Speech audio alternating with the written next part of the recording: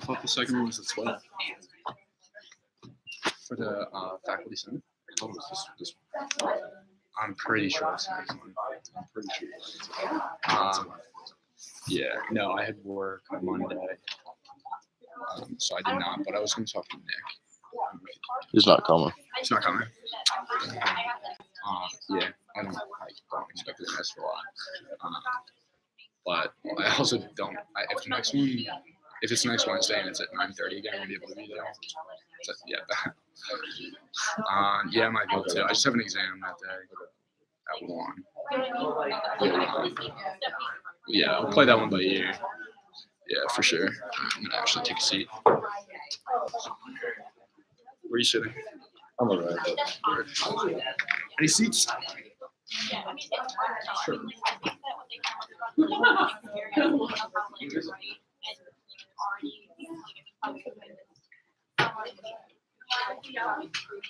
Pin is out.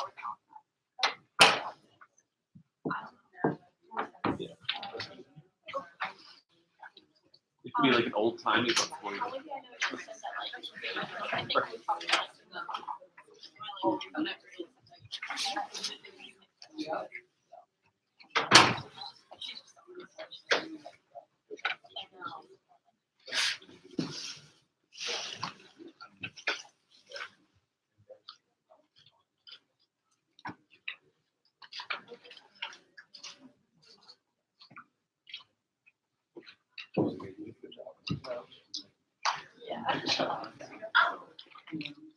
I wouldn't wiggle it.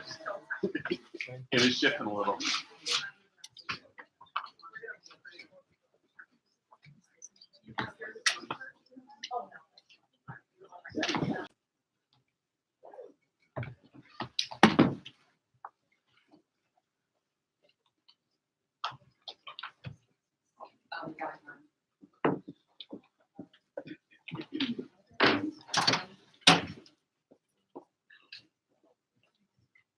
Is it live already? On YouTube. On YouTube. You just have to click the link.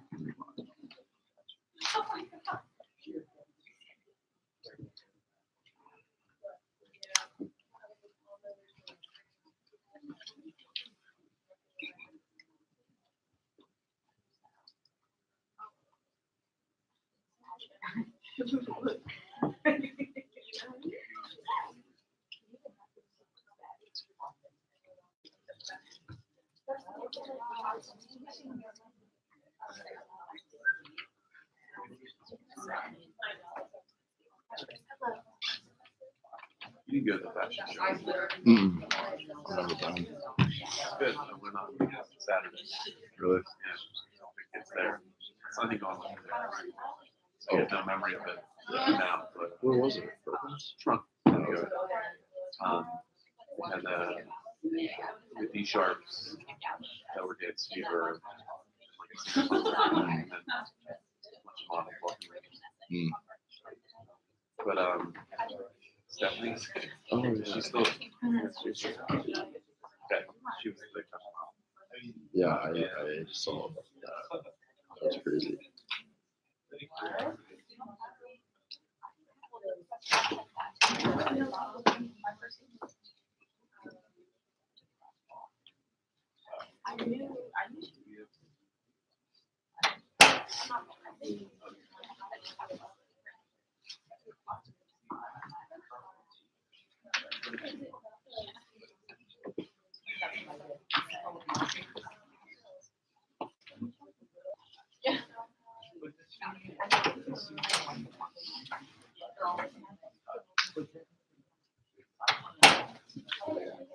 Yeah. good. Pretty laid back today.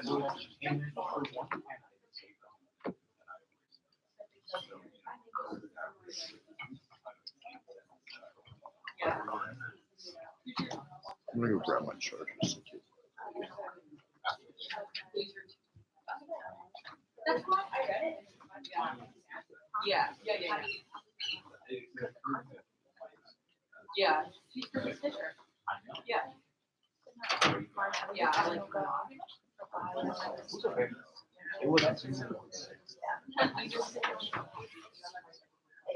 Yeah. Because some of the stuff, yeah. I wasn't feeling it.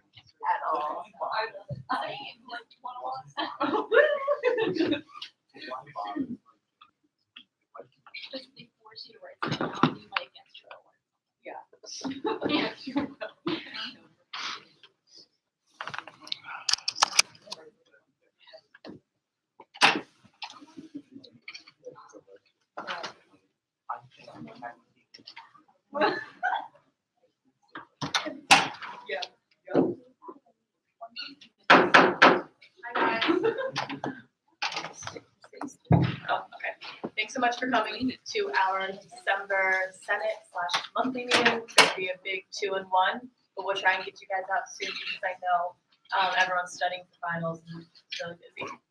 Today we have Megan Davidson with us. She is the Assistant Dean of Students. She's going to talk to us a little bit about the Division of Student Life and then her work with parent family engagement. So let's all give her a big welcome. Hi, good morning. Holy cow, it's not morning. I've been running around. Of course, my son gets sick today, so there's a little bit of running, but we made it here. I'm excited to be here. So, fun fact about me, I actually graduated from the University of Delaware maybe 10, 15 years ago. After I graduated, I spent 2 years doing my master's here, and while I was doing my master's, I had a graduate assistantship in the university student centers, and I was Student Government Association's graduate advisor. So this feels really cool to be back here.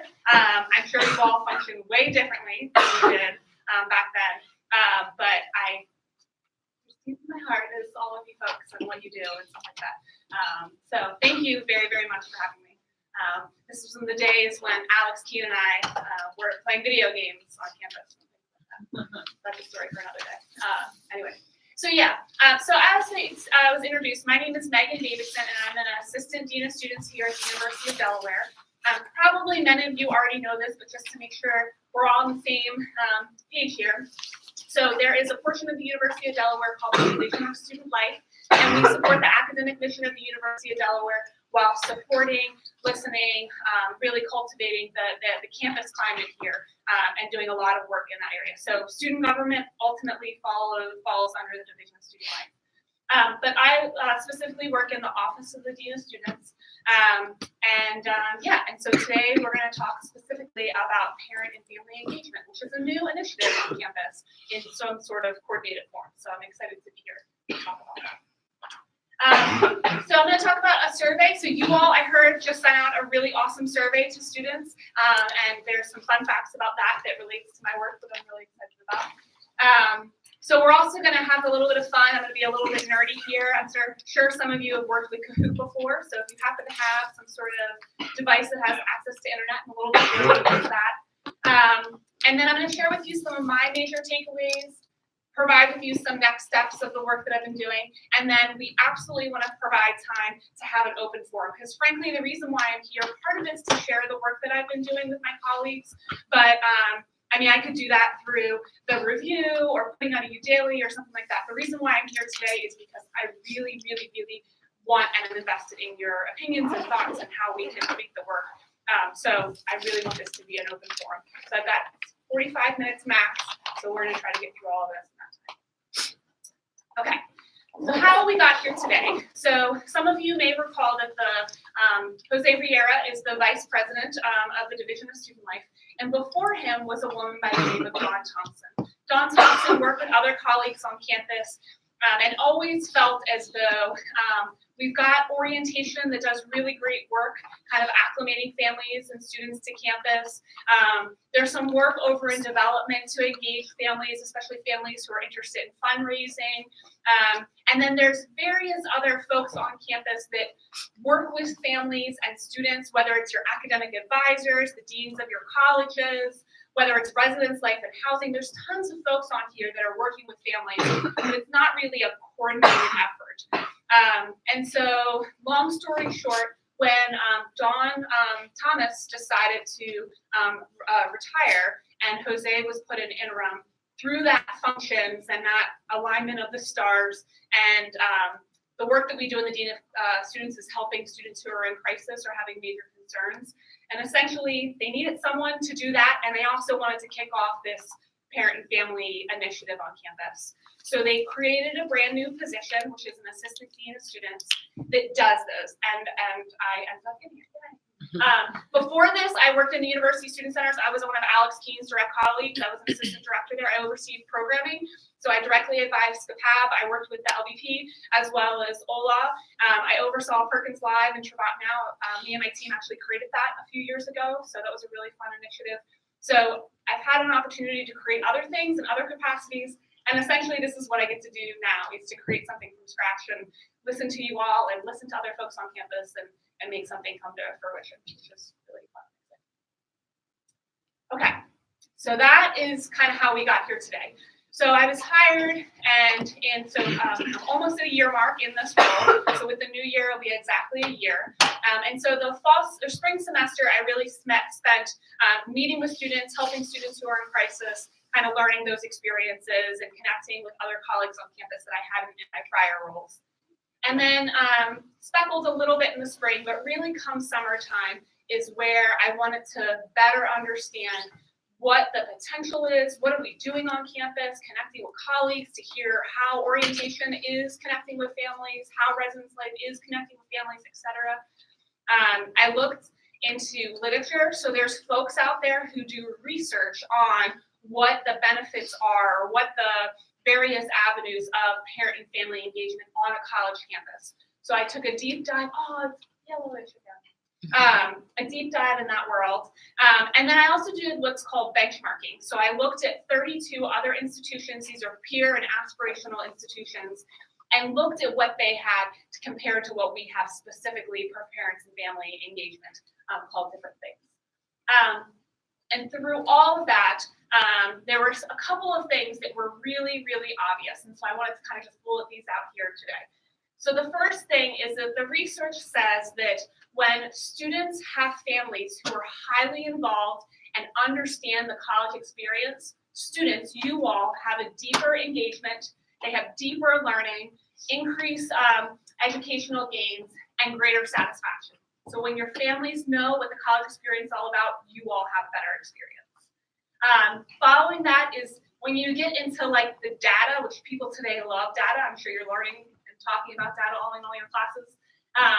But the data, in addition to kind of the empirical observations and qualitative research that's out there that kind of describes what those experiences are, the data says that students are retained and graduate at higher rates when their families are engaged in their higher education process. And then the other piece that's really important to keep in mind is that family engagement looks a little bit different for different populations. And so there's no perfect formula for being a successful student and an engaged student. If you're not an SGA or Senate, that doesn't mean you're not having a great college experience. It's the same things going for families, that families are gonna have different experiences, and that's a good thing. And we should be exploring those, understanding those, and then further developing those here at the University of Delaware. Now it's completely yellow. At least it's like school spirit yellow, right? So obviously, if we're creating this a new initiative, we want to make sure we're providing services that families want and need. And we shouldn't always assume the work. Again, this is probably really similar to the process that SGA just went through, where your advisors, Alex Keene and Tony Duty, said you have these assumptions about what you think most students feel. You need to ask the people who actually are. So you all sent that survey. I know you got a really great response rate over the Thanksgiving holiday, which is awesome. And so back in October, we did the same thing.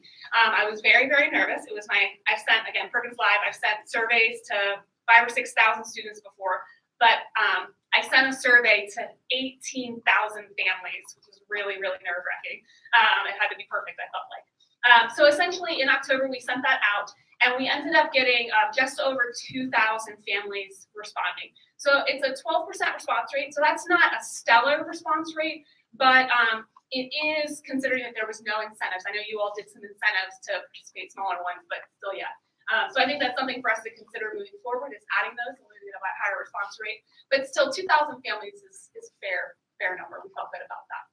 And then the smattering across the responses is most of the families who responded were first-year students, but there was definitely across the other years as well, which was really great. Okay, so a lot of times when people have surveys, the follow-up is, well, who filled out that survey? So this is a really truncated version of who participated in the survey. So essentially, of the respondents, and so these are moms or dads or other family members who responded. So the student that they correlated with, 5% were the associates in arts program. So that's the students who are on the other campuses here, the Wilmington, Dover, or I'm gonna draw a blank. Georgetown. Thank you. I want to say secret. I knew that was wrong. So yeah, so that campuses. So 5% of the respondents were there. 6% of the families who responded, their students to transfer. 55% live on campus. I was expecting that to be a higher number because I feel like they're more engaged, but it was a pretty good split there, which is great. A majority, 70% of the respondents were mothers, and then the other ones kind of broke out from there. A lot of dads were the other ones, and then some other family members also. So right here, it highlights where the folks are from who filled out the survey. So almost 30% were from Delaware, but there was definitely a good indication of other areas, and then it was smaller percentages from there, from other states. Most of them were domestic in U.S. territory or within the 50 states. Ooh, yeah. 12% were alumni so this is the information about the respondent versus information about the student that they are correlated with. 56% were Generation X. 81% had a bachelor's degree or higher. And then counter to that, about 12% had no college or some college experience. So the undergraduate population here at the University of Delaware, we have a first generation category is what we call it, and 13% of our undergraduate population. So those two populations are similar, which is good to see. 85% were heterosexual. Some did not want to answer that question. And then we had 4% identified as Black or African American, 3% was Latinx, 2% Asian or Asian American, and 81% were white or Caucasian. So our undergraduate population for African Americans is 8%. So we didn't quite comparison-wise make it there. Our Latinx is actually 12%, or Hispanic. So again, we're under there. Our Asian is 4%. So we definitely didn't get a complete demographic comparison to the students who are on our campus, but we have some representation within the data, which I think is important. Yeah, go ahead. Do these numbers for the percentages of students' ethnicity, does that include the associates in the arts students? Yes, that is the whole entire population. Yeah. Okay, so One of the things that I'm hoping to do come January is we have a woman who works in the Division of Student Life, Nicole Long, who is like our assessment guru. And my hope is during that time, we're going to dive deeper and really look at the data and see what various populations, what their experiences are. You know, if we were to pull out Associates in Arts program, how would the respondents feel differently or whatever, you know, just to kind of see, capture. But as far as a quick dive into what it is, so we haven't gotten there, but I think that's the next step of really understanding the different populations. And back to my prior slide, that if we know the family engagement needs to be different per population, I think we need to understand how they responded to the survey according to that population. It's a really great question. Thank you. Okay, so for those of you who have devices or a laptop, that actually is not the number I thought it would be. So if you go to kahoot.it, that's where we're going to dive into the next section. I think I need to take this.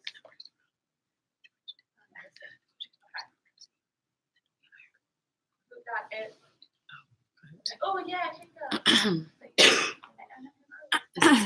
how do we get there? Code. Brianna is not getting any of these. She's getting snacks.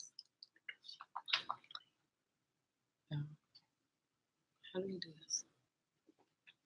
Kahoot.it.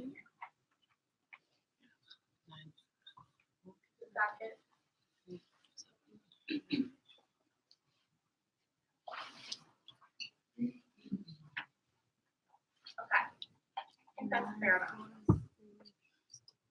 Anyone struggling? you guys were great? Okay. Yeah, you're still holding up? Okay, yeah, that's great. Awesome, okay. All right. All right, so, are you ready? Parent-family engagement. Okay, so our first question is, what is the most important source of university information for your family? Is it your child? Is it the newsletter that we send out 4 times a year, the UD homepage, or a guide they get at a paper guide they get at orientation?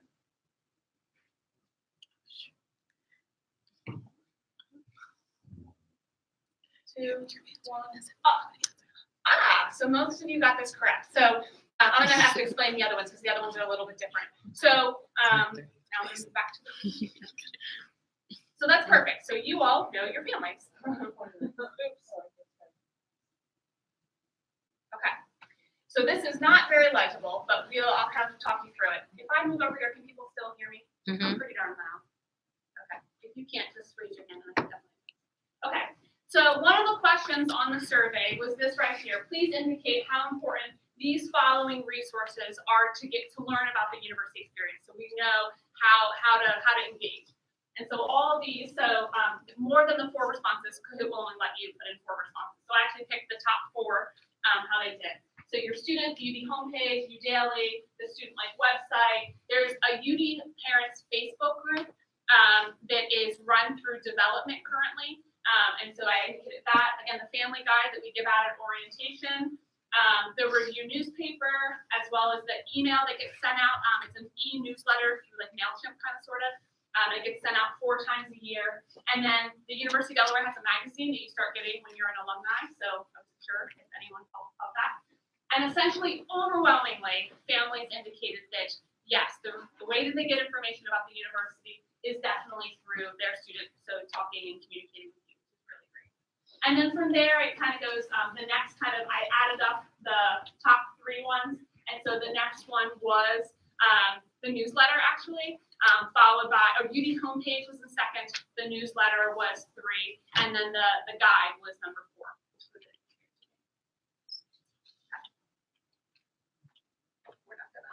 We are good at that. Okay, so next question for Kahoot. All right. Oh, I don't know how they do it. I wasn't doing it for the point, even though I'm a very competitive person. Like she best at everything. Okay, so I'm gonna go back. Can I go back? Go back. Don't answer. Okay. Okay, so this next question. I want to make sure I'm phrasing this a way that makes sense.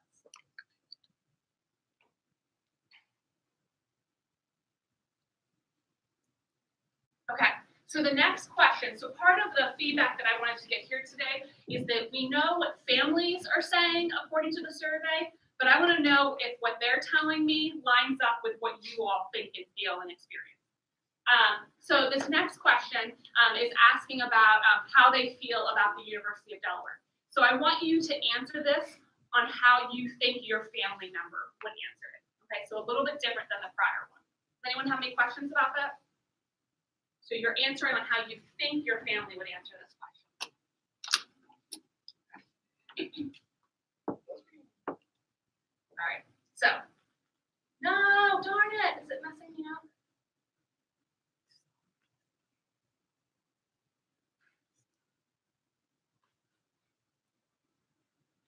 Sorry. We're gonna ignore this.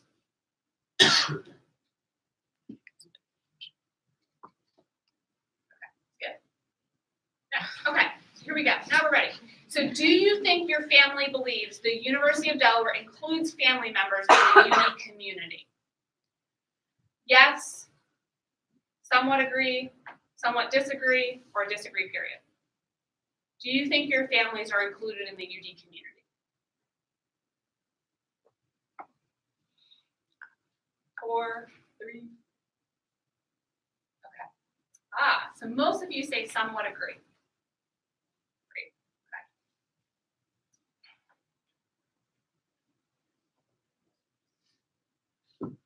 Okay. Okay. So this question was actually 3 different questions that we have here. I'm gonna move around here. So this top one is what it was. So essentially, the top 3 bars show that most families, the majority of families, did agree, either strongly agree, or somewhat agree, that yes, they feel like the university is including families. So the next one is whether they think that the university communicates well. And so that one's definitely a little bit less until you get to the somewhat, but overwhelmingly, it's pretty well. And then the last one is wants families to be knowledgeable about their students' experience. Again, similar sentiment that most of them agree or very much agree, something along those lines, and then kind of tapers off from there. Okay, so then we got 2 back-to-back Kahoots. So these next 2 ones are about communication. And for these ones, I don't want you to answer how you think your family will answer. I want you to answer what you would answer, okay? So essentially, the first question is about how often you're on the phone with your family members and how often you text with your family. So, and it talks about like the frequency. So again, I know how much they say they talk to you or text with you. But again, I'll be interested to see how that compares to how much you think. Right, this is fun, right? No, I'm just gonna... Yay, even. Right. Here we go. Okay, so how frequently do you communicate with your family via talking on the phone? More than once a day, daily, 2 or 3 times a week, or about once per week? Talk on the phone.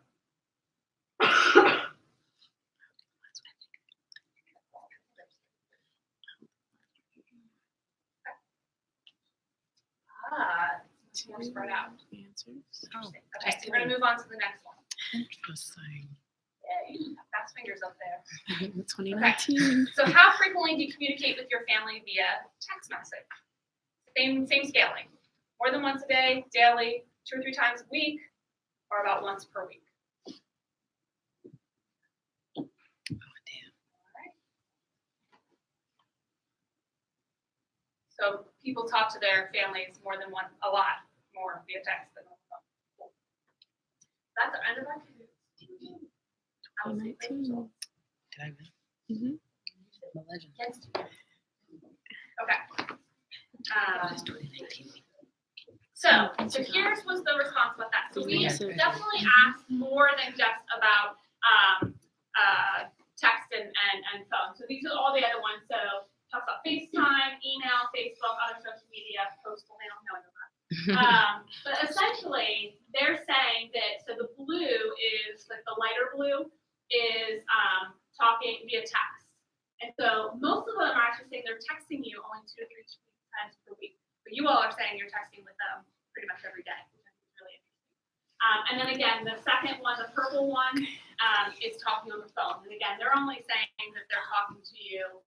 A majority of them was 2 or 3 times a week. So pretty interesting. Again, never. Okay. And then this was how often they're actually on campus. So as you can see, the middle line here, most of them is 2 to 3 times per semester they're coming physically to campus. My guess is 2 of those is to drop you off and pick you up, but yeah, so maybe another 2 or 3 times. Okay. So this total survey, for those of you who just dived into the Qualtrics survey that you all completed, so the total survey is like 250 pages. We had a bunch, I think it was like a total of like 14 questions. That were qualitative, so them filling in their answer. So there's just a ton of data to dive in. But when I read through it, here were the big things that I was taking away from the material. So most families know about PFW's Parents and Family Weekend. That's one of the things that I oversee. Most of them know about it, and most of them who know about it are satisfied with it. So that's a good thing to know. Families also, so during opening weekend, we have a family send-off event the Dean of Students puts on. So you stay with your residence hall, they go and get ice cream from us. Most of them know about it. Not as many as Parents and Family Weekend, but they know about it and they're satisfied with it. During orientation and other places, we say that the student life email as well as central phone number are kind of that central place on campus for families. Most families don't know that. They don't know that's a resource. So that's one of the big things that we can grow and develop. I thought was interesting.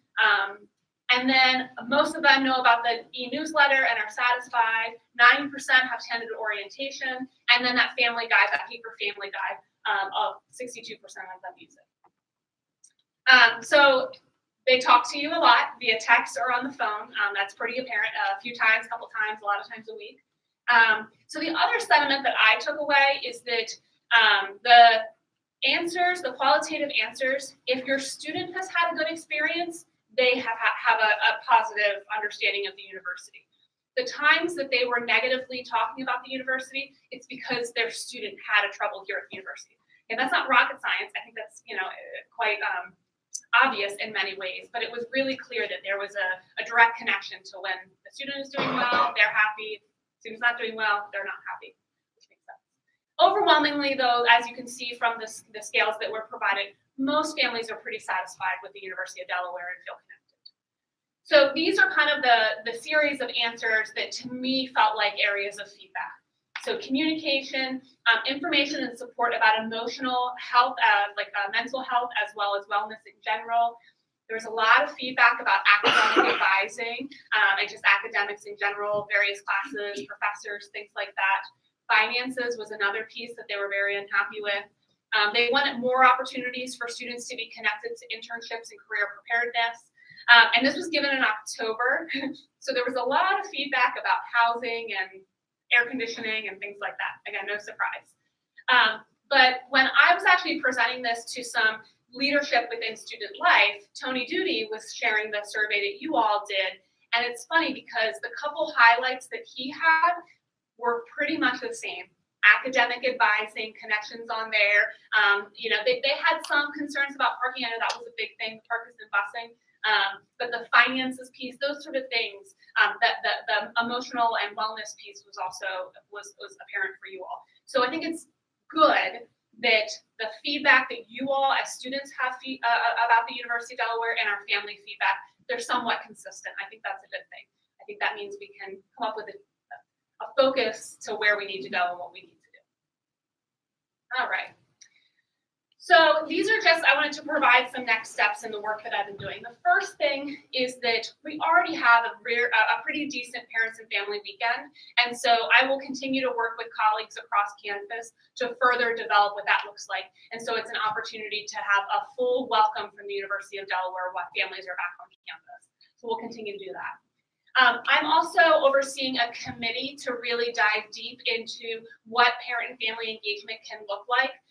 And within the next couple weeks, from this information, from the survey, from the work of the committee, all of this together, I'll be working with Jose Briera to come up with a proposal for specific initiatives over the next few years of where we can make inroads and make improvements in a very task-y direction, goal-oriented sort of way. And then the other big piece, again, part of the survey was beginning this, is that because we've never done this work before, we don't really have what engagement metrics look like. I don't know what the feedback is. So the work I've been doing a lot through the survey, through Parents and Family Weekend, is creating a baseline of what that engagement looks like, understanding who our families are, understanding what areas of concerns they have. And so we're able to grow from there, because without data, it's really hard to make decisions or sound decisions. Don't I have an awesome job? Alrighty. Okay, so this is where we've got just over 15 minutes, and I'm going to pull out my notebook. So I was able to meet with one of your fellow students in person because he couldn't get class tonight. So he had some really great ideas, but I just really I welcome and encourage you to be candid and constructive, and just really I'm here because I want to hear your voice, not to just talk about fun stuff that I do. So these are some of the questions that could provide feedback. So what do you think what do you think we should do to support and engage your families differently, better? What are your family's challenges? What are areas that your mom gets really, or your dad gets really annoyed by when they're interfacing with the university? What do you think would be ways that you feel like you could better support your students, or how they could better support you? A lot of the models is the university can coach the student, coach the families on how to coach the student. So what are those metrics, or what are those ideas for how I can coach them to coach you? Things like that. And then again, if there's any specific ideas for Parents and Family Weekend or any other programmatic efforts, those would be like event-driven, things like that. I'm gonna sit so I can write well. Yeah, thank you. Okay. First question. If you happen to survey the activities that go on during Parents and Family Weekend and which of them were most utilized? Yeah, so the question was about whether or not I did surveying about the individual events. So we have an annual survey that we send out for Parents and Family Weekend that we've had for the past 4 years. It asks about some specific events that I have control over. Whatever the learner college wants to do, I can give them feedback, but that doesn't mean they'll take my feedback. So we asked them generic questions. And again, one of the other things I did this year is I asked all my colleagues across campus to have signing sheets. So if you attended anything, you may have like signed in. That was brand new this year, and then they report those back to me. So again, that baseline of what events, have good turnouts, which ones don't, because no one was gathering, collecting, organizing, centralizing that data. So yes, we have some. I don't have the nitty gritty of how one individual program outside of the 2 or 3 that we have. Again, most people, the sentiment of Parents and Family Weekend is that it's really great. They want to spend time with their students. That's why they're here. They love being able to interface with administration, faculty, staff while they're here. They want to learn more about the college experience. They hate parking. They hate the traffic on the weekend. They get frustrated by the hotels because they sell out. It's expensive. Those are the type of feedback. And so we're looking at different models of being able to mitigate that. Some of it, when you have 5,000 families on campus, just the nature of the beast. When you go to a concert, you wait in line for your food and you wait in the parking lot to get out of the parking, So in some ways it's gonna happen. But yeah.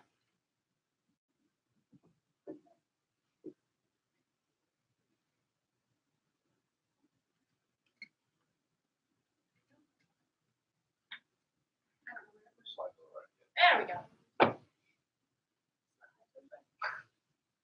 Okay, another one's great.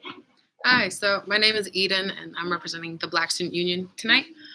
So one thing I want to add personally, I'm the 4th child for my parents to go to college. So I think just they tend to drift off in terms of engagement by the more students that that tend to go off to higher education. But I also wanted to add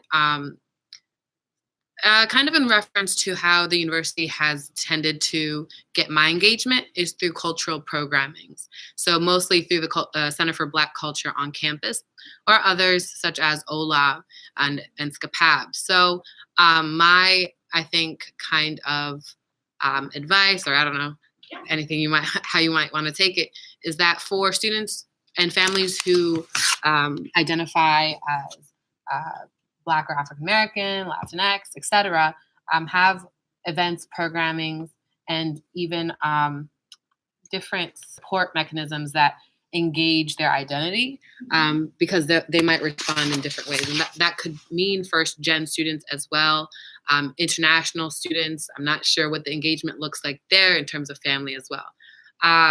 But when you tend to make these things personal, I think you see more of a kind of kinship through the university and the student as well as the family.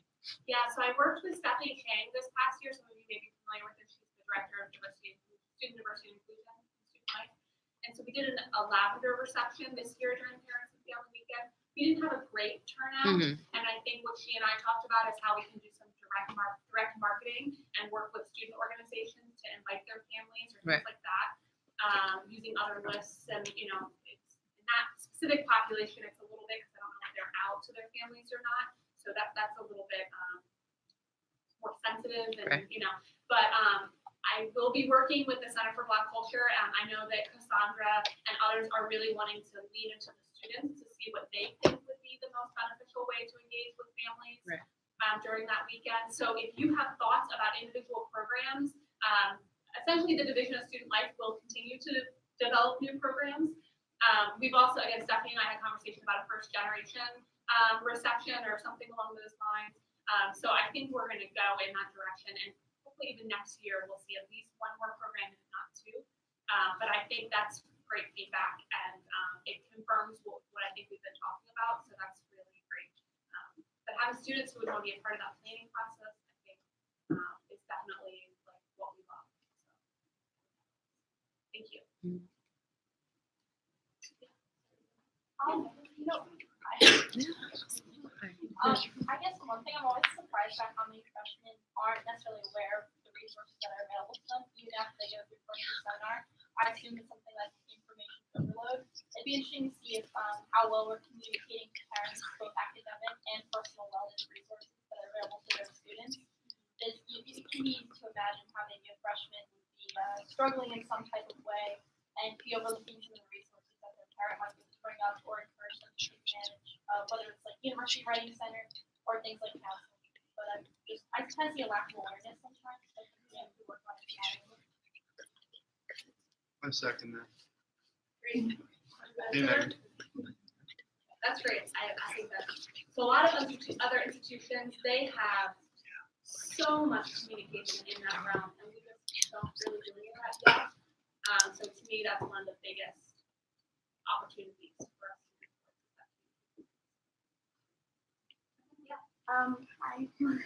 I was just thinking, like, at orientation, I know, like, the family portion at the end of the day, we do, like, the orientation leaders at the front answering questions at the end top, and they really like that, because they sort of have the opportunity to ask questions right there when they have all that information. So I was just thinking maybe if we did something similar to that at, like, Parents and Family Weekend, that's, like, bigger, because that's a little bit later, you know, they've been in school for a while, so they probably have new questions, and either having like a student panel or student and faculty panel or something like that. Because I get feedback. I got feedback all the time that like they really enjoyed that and they really appreciated being able to like voice their opinions to students. Yeah, I love that point. So one of the things I've been thinking about specifically for orientation is like this kind of Maslow's hierarchy of needs. So what information do families need during orientation, and what information would be better packaged during, for instance, Parents and Family Weekend? And how can we kind of organize the information so that it is received? Because I think it is an information overload. As someone who worked out in a different area on campus, I felt like if I didn't get in front of families during NSO, then there was a lost opportunity. I'm never going to have that captive audience again. And again, I think even 1742 welcome days is another thing. So what can we time better the information to kind of lay out? And again, I've been learning about other institutions. That's what they do. They know what most students are going through, whether it's because they're about to come up on registration, because they're about to come up on finals, because they're about to come up on, whatever, that they're kind of feeding information based off of what a lot of students will be through. I really like that idea.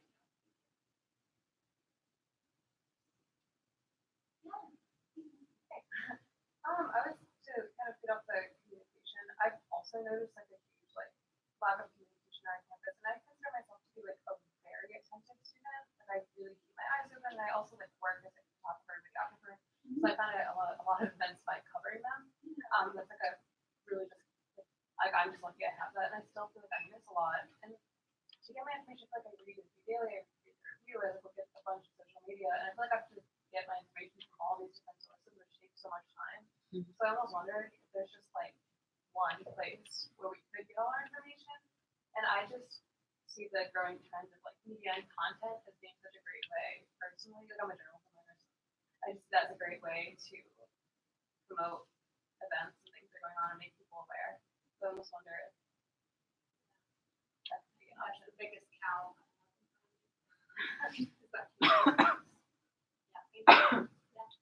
To piggyback off that, with like the communication, how students are reaching and how parents are reached, everything's kind of jumbled together, and there's no set like this is important, and separating things that are extremely important and things that are minor. And so, like, say something's like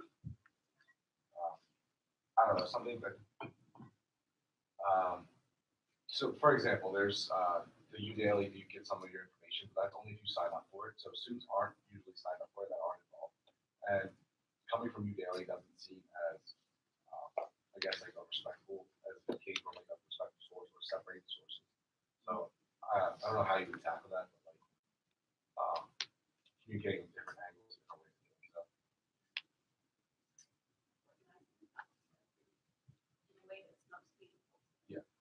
The students get a lot of emails and you don't know like which to take seriously.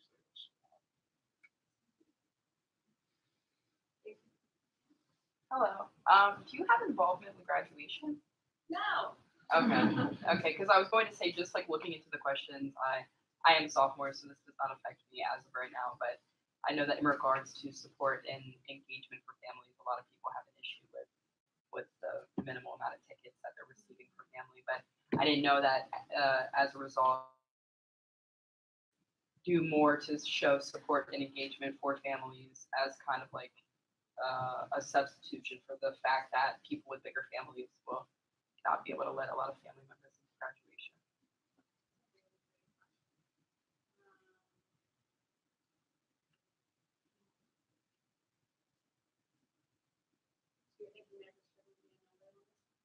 I'm sorry. Like, Again, I don't really know a lot of information Yeah, I because don't I'm a know that sophomore, much but I've heard like a lot of different. I mean, I don't know if you guys want to cover upon it more, but so it's yeah, and like I come from a family of like 6 children and 2 parents, and it's just like to think that people are gonna not be able to allow many family members into the stadium strictly because of construction for a specific part of UD life is kind of crappy. Yeah, sorry for my choice of words, but I don't know to think of maybe like an event or a way to kind of recognize the fact that people still support the idea of families supporting their graduates despite the fact that they might not even physically be allowed in the stadium. So.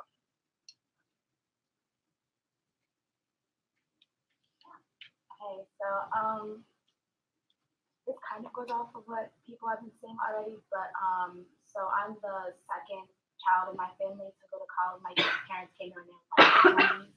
They kind of did all that college stuff back home, and they came here and it was like completely different game. 20 plus years later with their kids, and it's like I guess at NSO the information. Well, the response I got from my parents last year when I got here was it was like a lot of information just like thrown at them, and they kind of not like they didn't understand it, but it was like, okay, well they told us this, they told us this, and they told us this, and it was just like a lot kind of happening. And then I guess that goes off of his point of we don't know what to kind of take serious and like what's really important versus what can be handled later kind of stuff. So I guess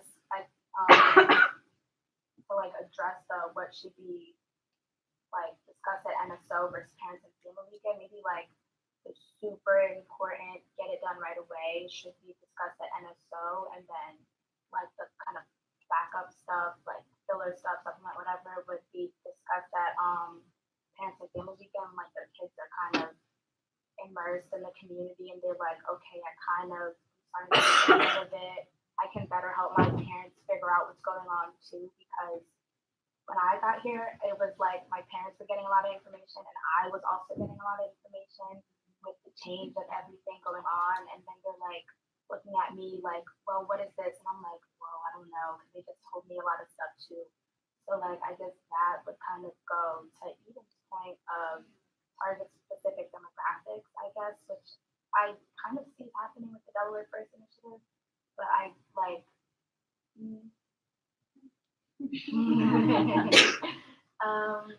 Yeah, I guess like maybe. Yeah, so like an example that I was really annoyed by is that, and some of you may or may not recall this, but essentially during orientation, you have to do your physical, and then you have to pay your student health fee, and that's mandatory. But then if you want to stay on your family's insurance, then you have to do a waiver. But if you want the university's insurance, then you have to opt out of your other insurance. And essentially, it's a lot of similar words, and there's no like, it's not helpful. Yeah, I guess like the jargon is just like a lot. And so that like I was, you know, because I never had to look at that in my old role. And so seeing that this summer, I was thinking, well, it's not in student life control because it's in another department that does some of that. But that doesn't mean that if I care about families being satisfied and not overwhelmed, that doesn't mean that I can't take that on. And so I think that is one example of how just all jumbled and confused and all over the board. And I think for someone who's done it before, it's confusing, but for someone who has never done this before and has other anxieties, it makes it that much more challenging. So I think there's a lot of things that we need to organize and streamline so that then they can focus on things. If they're not like, did I miss a form? Like, go here and then. So kind of going off the health insurance thing, at least for my, I don't know if this is, I set it up right, but like, my parents aren't automatically signed up to receive stuff from my finances.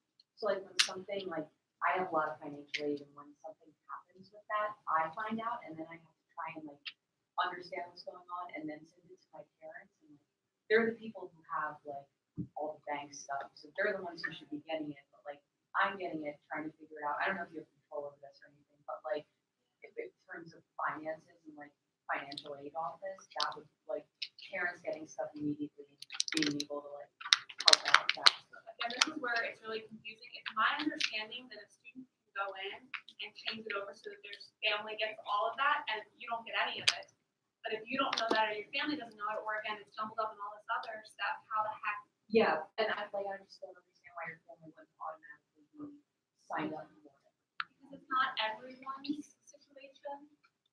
And frankly, some students, they don't want their family having access to that information because of various reasons.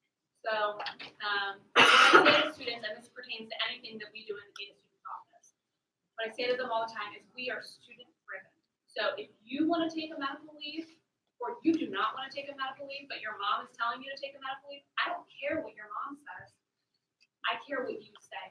And so I think it goes hand in hand with that sort of scenario. So if you want to give your family permission to view and get notifications about, that's your situation, and that's great. But because everything we're doing at an institution of higher education is student driven, that's going to be the default.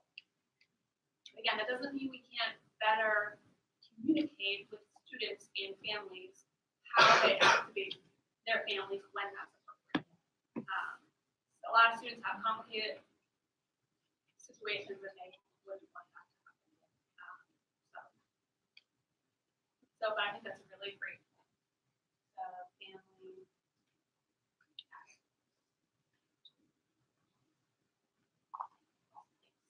Over here, right? Yes, going off of the overload of information too, I'm originally from Florida, so when I first came for the orientation, only my dad was able to come with me, and he didn't exactly listen to everything they told him, so my mom was left out of a lot of information, and I think it would be beneficial to have maybe a PDF or bulleted list on the website with important information that parents should know, that way they can easily access it and they can reference back to it. So Residence Life has a checklist, and so has a checklist. This department has a checklist. I There's a feel lot like of it needs to checklists. be better situated though, so it's easily accessible.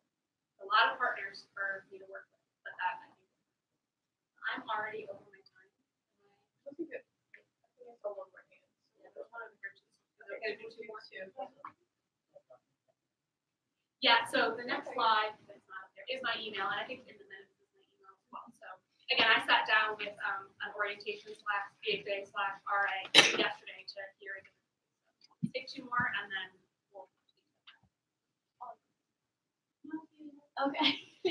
I was in OL this past summer, and definitely during family orientation, all the people that present are like, "Oh, this is all online," and like that's kind of the default. So I agree having that like follow-up email with all of those links would be really helpful because they already have it all. Too. Like they already know where things are, but I think it definitely does get lost.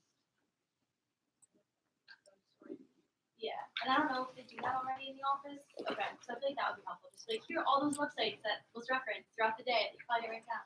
And we just added, Brittany just added for the first time presentations to the website. That was never done in the past. So I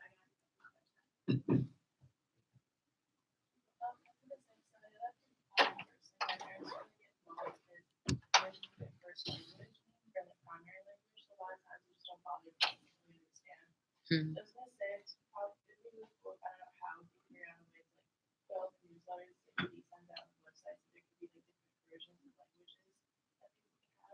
out how the international students and minorities and marginalized.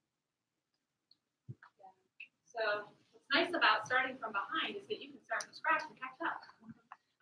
So I think that's one of the things that we really would like to be able to do, and I don't know whether it'll start in one or two languages and then maybe move into others. But having the website program set up in such a way that it automatically is going into X, Y, and Z language. And I think it's a possibility. And on this committee, we've got Matt Gessler, who works in OIS or global studies, but Robbie as well. So I think making sure that we're working with those partners to make sure that international and or domestic, who English is not the first language. We're really looking to engage all families and make sure they're aware. I think that has to be the emphasis of the initiative. So I loved this feedback. I really, really did. So I don't really know what the next start. So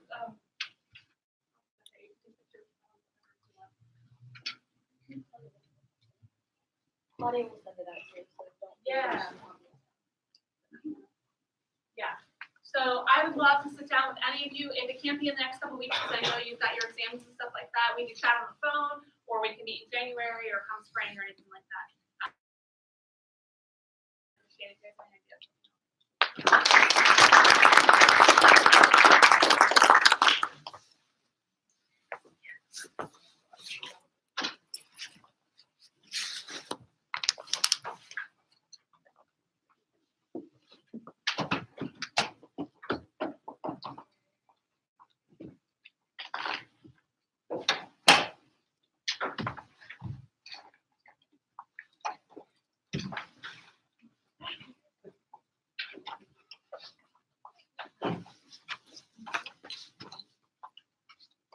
Bear with me, guys.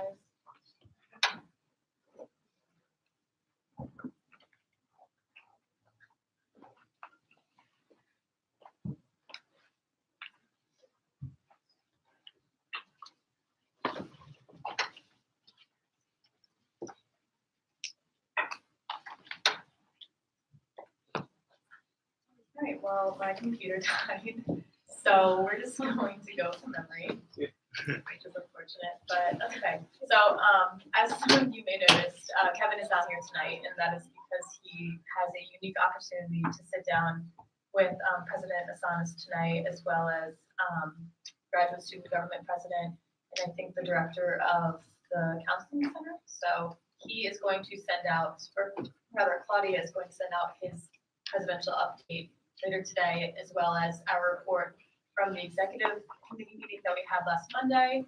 But I can talk about that a little bit as well.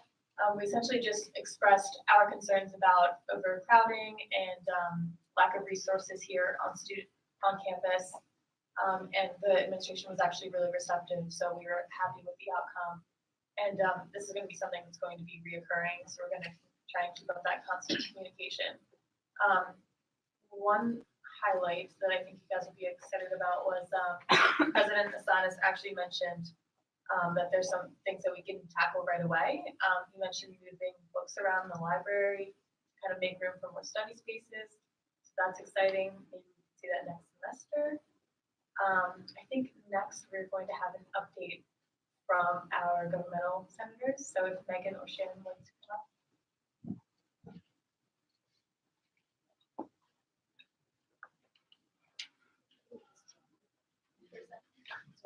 Oh, yeah. All right. All right, great. We pretty much think alike. All right, well, hello guys, I'll make it quick. I've got some city updates, some exciting news, and a request. So I'll get through this.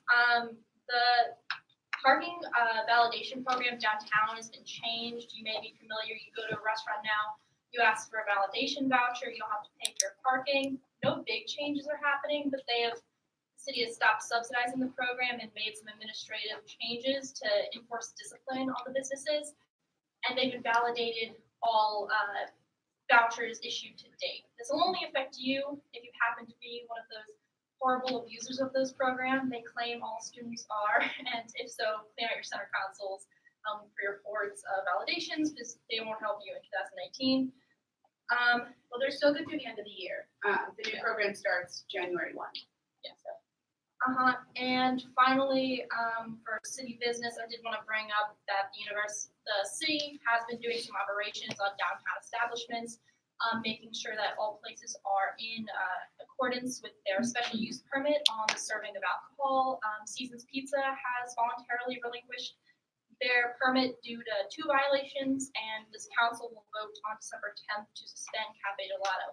I only bring this up to you guys because the servers of those establishments were found in violation.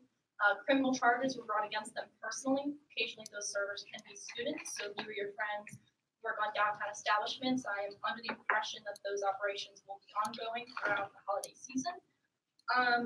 Also, we'll be having final votes this upcoming week to put late fees on city bills, to increase the stormwater fee here, decrease the speed limit on South College Avenue. And finally, for city business, Councilman Lawhorn has asked the council to schedule 2 special public meetings in January on student housing. The city is very interested in the towers coming down and a decrease of on-campus beds available.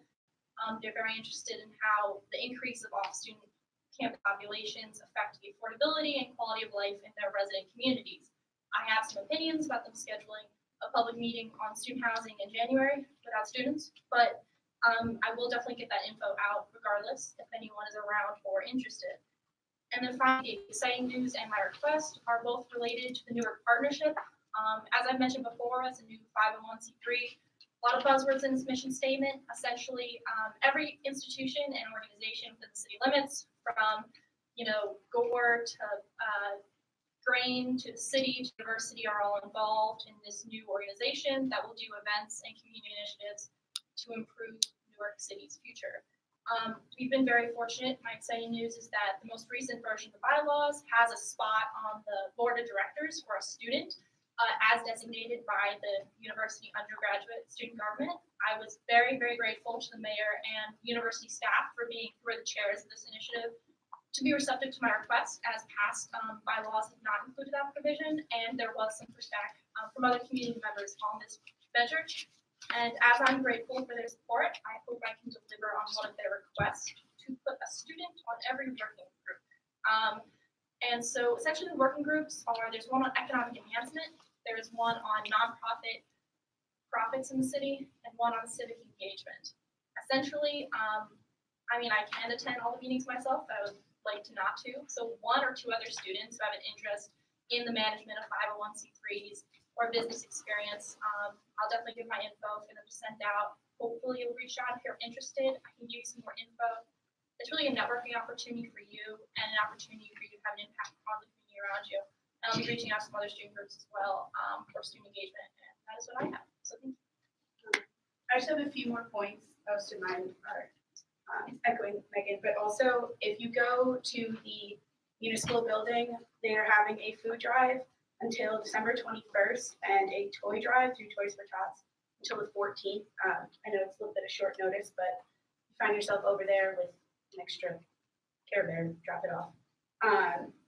They're reevaluating the fines associated with crimes, because there was one charge brought up, and I think it was like prostitution. It was only like a $50 fine, so they want to bring things more into the present day, so don't get arrested. And also, if you guys find yourself on campus from Christmas until New Year's, the parking in the parking lots are free, so it kind of can help with the lack of validation that you'll be losing. And that's all I have.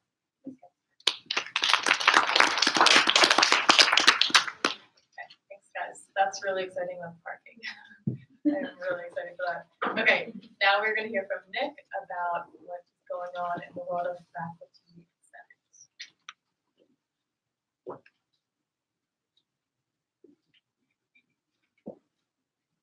Alrighty, this isn't going to be as brief as the last time we spoke, but it is still going to be pretty quick. So we started off by talking with the president, and they kind of had an address to the faculty members and charged them with bringing a proposal to the table about adding Islamic and other religious holidays to the official academic calendar.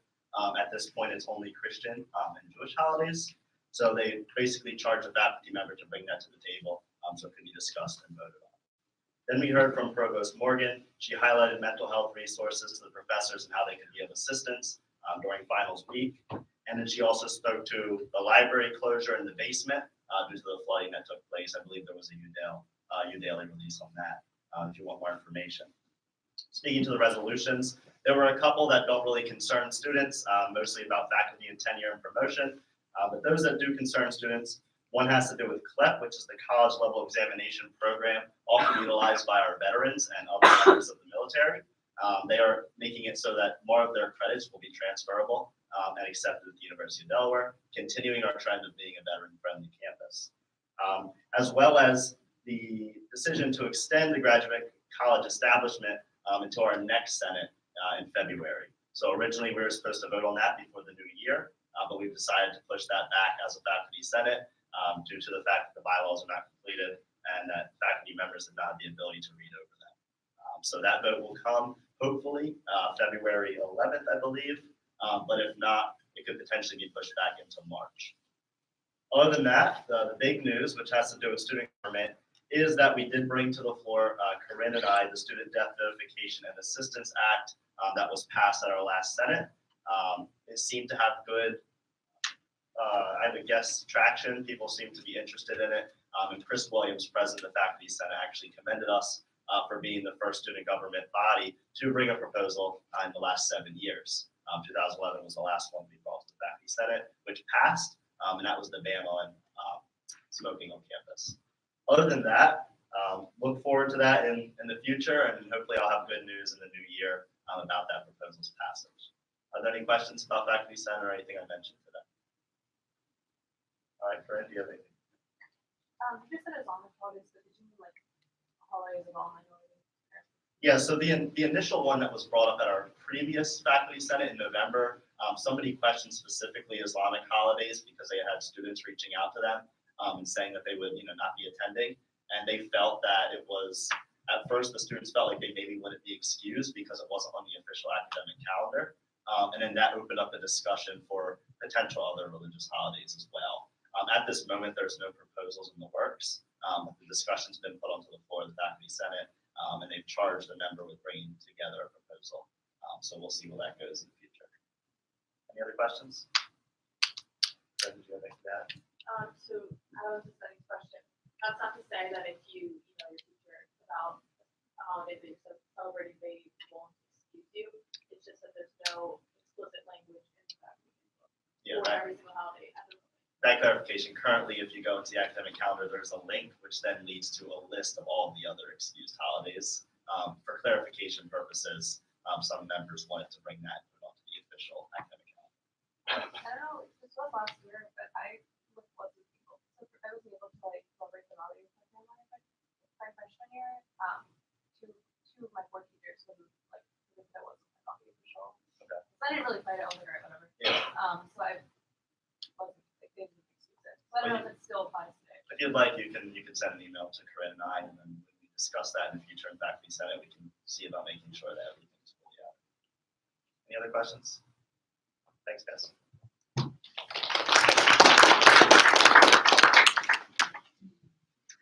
Thanks, Nick. Luckily, we have a lot of people coming to talk today, so the PowerPoint doesn't really matter. Jacob Wasserman, Governmental Affairs Senator, is going to come up and say a few things about some consent legislation you've been working on. Okay.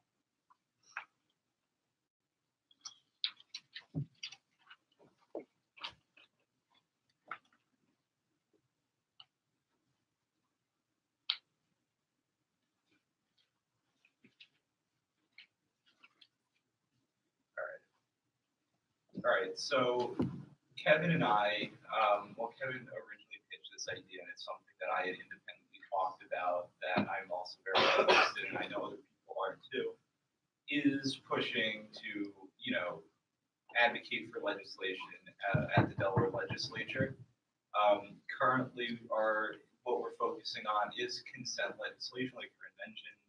Currently, Delaware law outlines a bunch of scenarios where somebody cannot give consent, whether that's intoxication, age, or certain professional relationships. There's a definition about a religious figure, and that's outlined. And what we want to do is we want to, in Delaware law, like explicitly outline how you have to give consent, because that's not currently defined anywhere, and that leads to certain ambiguity when a legal case will come up, because once again, there's no explicit definition that if this didn't happen, the victim of the alleged assault, did or didn't give consent. The more details in law leads to less ambiguity and less interpretation by the judicial system, which is in this case a good thing. And multiple people have said when this idea was pitched to them, especially people in legislators, people involved in the political process, have said that we really have an opportunity as UD students to advocate for change. And the Delaware legislature is very small, as you could imagine. There's only 21 state senators, and if a bunch of students show up, forcefully advocating for a certain policy, it's not something they handle very often, and it'll very, very likely force them to, one, listen to us, and two, hopefully agree with us after some prodding with a few of them. And something that all RSOs sort of struggle with on campus, I know the ones that I'm involved in, is like actually having like tangible things to point to. Like we did this, and I think getting this legislation passed would be a huge achievement for the university and especially for SGA. And it would be something that we could all point to as members. We did this. This law is on the books because we advocated for it. And it's especially relevant to us as UD students, as UD, as we all know, is the #1 party school in the country. And whether or not people take part in that is another thing. But, it would be a good look for the university to, one, strengthen consent laws in the state, while, it's not necessarily the best look for the university to be the #1 party school from the university standpoint. Obviously, from the student standpoint, that's different. But this would be a good look for the university, and the university would, I would assume, agree with that statement. In this past election, 2018 midterms, there are bigger Democratic majorities in both houses. So that makes the chance of success on this a little bigger. That's not to say that a Republican would vote for this, but typically strengthening consent legislation is Democratic advocated for. And also a lot of the seats that stayed like within the same party control had new legislators, like even an old Democrat replaced by a new Democrat, and those new Democrats are almost always younger. And you assume new legislators, younger people, younger legislators, even younger on both parties. I mean, in both parties would be more receptive to something like this. Megan? I just want to make a note too why that is important. Something you didn't mention is that a measure like this failed about 2 or 3 years ago, was it? Yeah, something along those lines. And so I was just pointing out it's even more significant that this unique time frame, and that's one reason that the turnover has been important and possibly having other shoots. Yeah, even if the majority obviously changed or got bigger, but even within the Democratic Party, especially because that's what I'm most familiar with, at least especially in the General Assembly, they got younger, and so there's new people that haven't previously voted on this proposal or this possible legislation, and as SGA and as some of our individual members, myself included, we have certain connections in Dover, and especially as SGA on campus, that could help us. And I think that it's a very achievable goal, and especially when the new I don't want to say the new Congress, but the new legislative session in January, when that begins, that will be the time that we look into, really pushing for this for a few days, especially. And like I said, this is a very achievable goal, and it's something we can all point to, be proud of, and be able to put that on our resumes, and not only on our resumes, but it will actually benefit the citizens of the state of Delaware. There's like 900,000 citizens in the state of Delaware per people. And so this will really be something that SGA will be able to be proud of, affect all of Delaware, and it'll be a big achievement on the part of SGA. And I heard this somewhere that I don't know if it's true, but one of the last times SGA advocated for policy, the Delaware State Legislature is when Chris Christie was the president of SGA, which is, as you would imagine, a long time ago. So long overdue. So what we're going to do is a few days over winter session, head down to Dover and sort of start working on this. It'll probably extend into the semester. I mean, it'd be great if it was that quick, but that's probably what we're going to do. So if you're interested, if you're interested in going to be here over winter session, please send an email to Kevin. His email is kpnj, I believe. Is that it? Actually, don't do that. Yeah. Sorry, just because Kevin gets like 1,000 emails a day. Okay. Indicate if you're going to be here in the winter availability doc that I sent out, and then we will contact you if you'd be interested in something. Yeah. Kevin did say that, whatever. So Jeff, definitely include, if you have any connections, whether that's previous campaigns you've worked on, just people you know, any way that you could help this initiative and what you would bring to the table, and I guess people will be in touch with you. Once again, if you're going to be here for winter session and you have the time, this would be a really good thing for SGA, for you as an individual, and for the state of Delaware.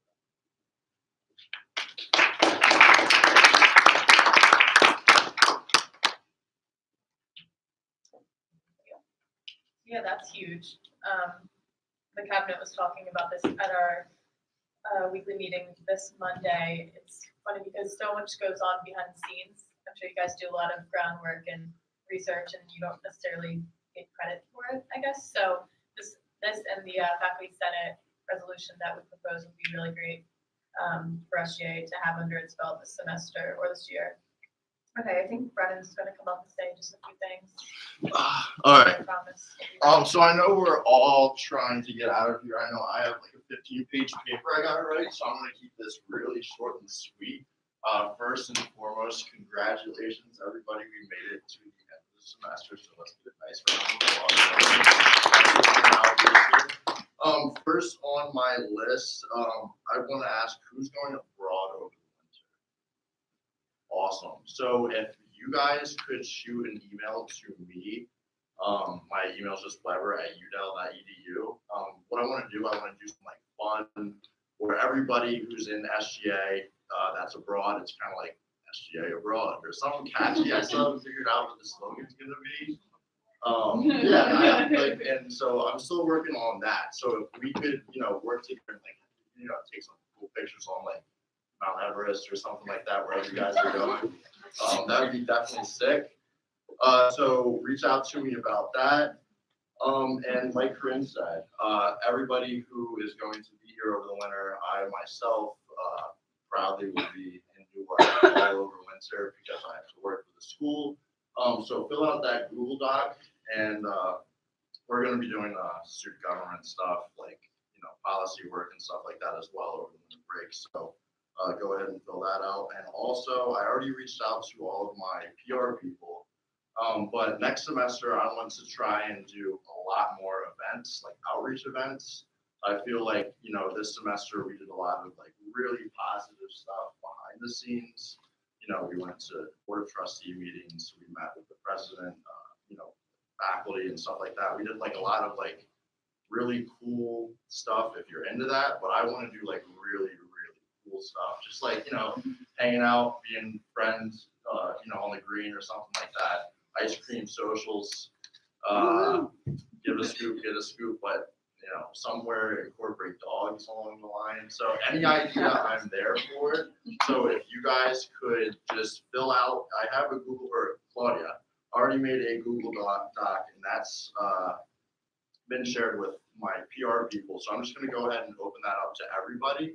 And then we're going to go, towards the end of winter, pick the best ones, and then we can start picking dates for those events. I mean, we have a pretty sizable budget. I mean, I don't want Joe to give me any side eye, but I want to, cut into that and, really start, push our name out there and start doing some fun things around campus. So if you guys would be, if you guys would help me out and fill that out, I'd really appreciate that. And also one more thing, I'm also looking for new and fun organizations to co-sponsor with. So I just talked to Eden from BSU, and so we're going to be working with her and their group next semester. So if you guys also have any more suggestions about those, go ahead and put those underneath the event box tab. You could probably just say, hey, like maybe like, you know, like I'm just going off the top of my head, friends organization, you know, I have a lead where we can talk to somebody in there. And so then I'll just reach out to them through there. I just want to like try and get everybody's ideas incorporated going to this next semester. But other than that, that's pretty much all I have. Thank you guys so much. Okay, just a few announcements. We don't have any proposals tonight. So that being said, please work on things over winter break. It's a great chance to have some stuff ready for our February Senate. Administrators and faculty are often more available over the winter, so definitely take advantage of that, especially if you're going to be here. And also fill out the Excel sheet, as I said earlier. Next semester, in the first 2 weeks, we will be having one-on-ones. Kevin and I will be at a location, and you can sign up for a time slot with us, and we're just going to kind of review what you thought of this semester in SGA, what you liked, what you didn't like, what you would like to see in the spring. We kind of lost track of time this semester with our executive meeting and then our faculty senate proposal. So we figured instead of springing on you in the last few weeks of class, we would just push it off to the spring. So look out for an email before February for that. I'm going to be speaking, Isha and I actually are going to be speaking at the College of Arts and Sciences Faculty Senate next Monday about advising. From what I understand, they have something coming through the Faculty Senate specific to the college for advising and trying to improve it within the College of Arts and Sciences. So if anyone has any particularly interesting advising stories that they would like to share with me, feel free to send me an email. And I just wanted to review email etiquette with everyone. Please, if you're emailing any administrators, always CC Nick Ron or your branch member, Gianna or Brennan or Kevin and I. We don't know who it necessarily falls under. And then again, if you're meeting with an administrator, make sure you kind of just talk to one of the cabinet members beforehand so that we can go over what the agenda of the meeting is and what things are appropriate and are not appropriate. So with that, that's all I have for you. Does anyone have any questions or comments? John? I just want to reiterate, Kevin's had a great post on Facebook. Take care of yourselves. This coming week's going to be very stressful for everyone. Be a friend, look out, over break, check in on your friends. Just be there. Be aware that people have stuff going on and you have stuff going on. And just be a friend. And definitely reach out if you think someone needs help or if you need help. Just be there and just know that like you're not alone ever. And there are people that want to help you and are willing to help you. So definitely just be there. Kevin said all of this in his, I don't want to take Kevin's spot, but Kevin did say this on Facebook post, but like, just be a friend. That's all I have.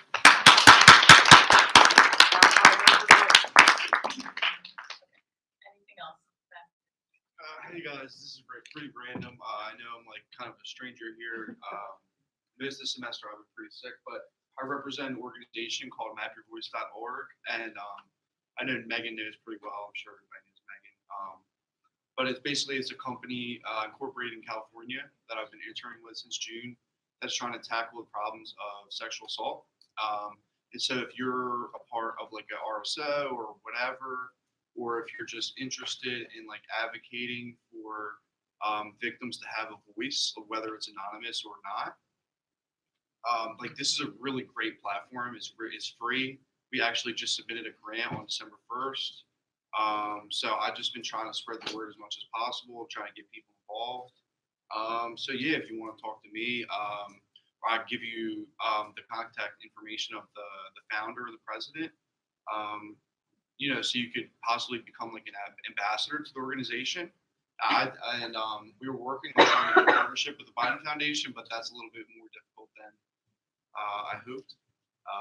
But yeah, like I said, we're really open for people just to jump on board, try and spread the word, and hopefully take this international. Thanks. And then before we wrap up, you are going to do the recognition bucket of the month. And this month is going to Nick Mackus for his work in Kevin asked that I specifically emphasize the fact that Nick is working on 2 different proposals for Faculty Senate, which is just a huge task in itself because, as you guys probably heard, getting anything through there is very complicated. So, yes. Okay, yep, Secret Santa happening after. But other than that, meeting, go study.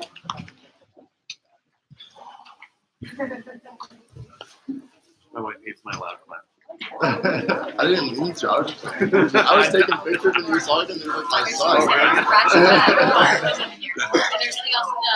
Okay. I'll do it. It's like, why not? It just happened, yeah.